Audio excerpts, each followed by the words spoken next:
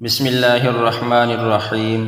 حضرت ابو ہریرہ رضی اللہ عنہ اللہ کے رسول کے پیارے صحابی ہیں اور ہمیشہ اللہ کے محبوب صلی اللہ علیہ وسلم کے ساتھ ہوا کرتے تھے۔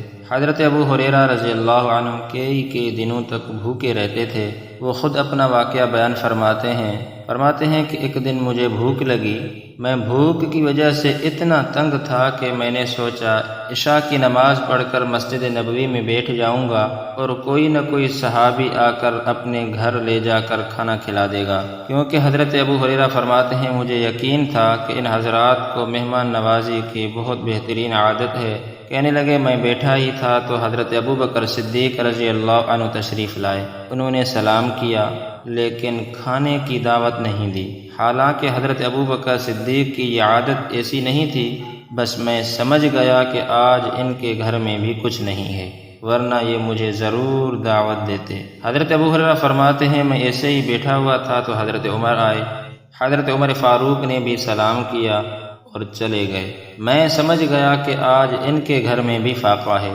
ان دونوں حضرات کے بعد اللہ کے نبی صلی اللہ علیہ وسلم تشریف لائے۔ مجھے دیکھ کر پہچان گئے اور مسکرا کر فرمایا اے ابو ہریرہ آؤ تجھے کچھ کھلاتے ہیں۔ میں کئی دنوں سے بھوکا تھا، لہذا میں خوشی خوشی اللہ کے محبوب صلی اللہ علیہ وسلم کے ساتھ چلنے لگا۔ نبی علیہ السلام نے گھر پیغام بھجوایا کہ گھر میں کچھ کھانے کو ہے؟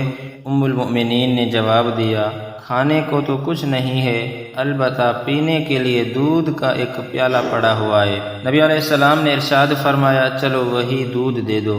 حضرت ابو ہریرہ فرماتے ہیں کہ جب میں نے سنا کھانے کو کچھ نہیں صرف دودھ کا پیالہ ہے تو مجھے یہ احساس ہوا کہ ادھر اللہ کے رسول کے گھر میں بھی فاقہ ہے۔ پھر میں نے سوچا کہ چلو دودھ کا پیالہ تو پیتے ہیں۔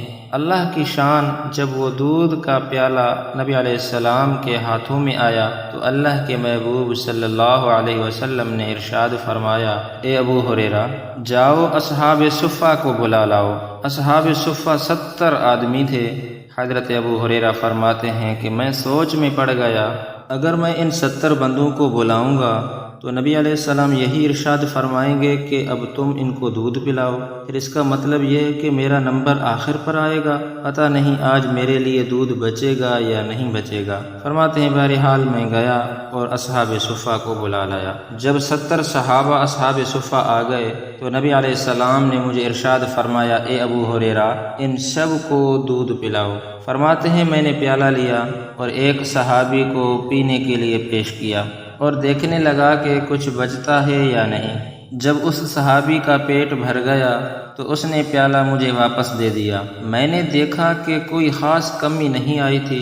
پھر میں نے دوسرے صحابی کو پیالہ دیا، پھر تیسرے کو، پھر چوتھے کو، حتیٰ کہ میں نے 70 بندوں کو دودھ کا وہ پیالہ پلایا، لیکن ابھی دودھ موجود تھا۔ اس کے بعد وہ پیالہ میرے ہاتھوں میں آیا۔